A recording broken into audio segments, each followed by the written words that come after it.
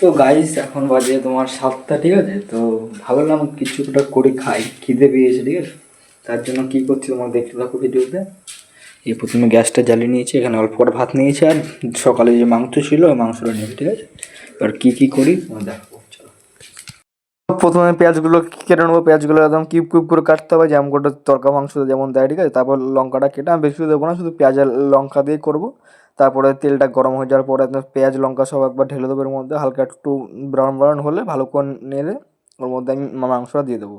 তারপরে যে এখন দিয়ে দিলাম তেলে, তারপর দেখলাম যেই হয়ে গেছে ব্রাউন ব্রাউন, তখন মাংসটা দিয়ে দিলাম। তারপর 2 মিনিট মতন নাড়িয়ে, 2-3 মিনিট মতন নাড়িয়ে গিয়ে দেখবো আবার ব্রাউন হয়ে যায়, তখন আবার ভাতটা দিয়ে দেবো।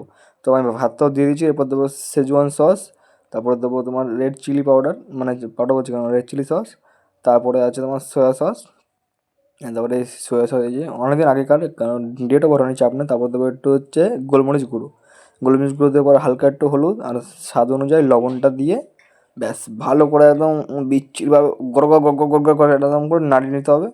নাড়ানোর পরে আমার রাইস প্রায় হয়ে গেছে, আমি ওই ক্লিপটা নিয়ে নিই, তারপরে ধনেপাতা ফনেপাতা দিয়ে নামিয়ে দেবো। দেখতে ভালোই তো লাগছে, খেতে কেমন হবে কে জানে। হালকা একটু আমি পুরি করেছি, কারণ পুরা পুরা খেতে ভালো লাগে আমার ভাতগুলো। তারপরে প্রথম বাইটটা নেবো, দেখে প্রথম বাইটটা নিয়ে সত্যি কথা মন থেকে বলছি অসাধারণ একটা টেস্ট হয়েছিলো। তো আজকে ভিডিওটা এইটুকু, চলো বাই।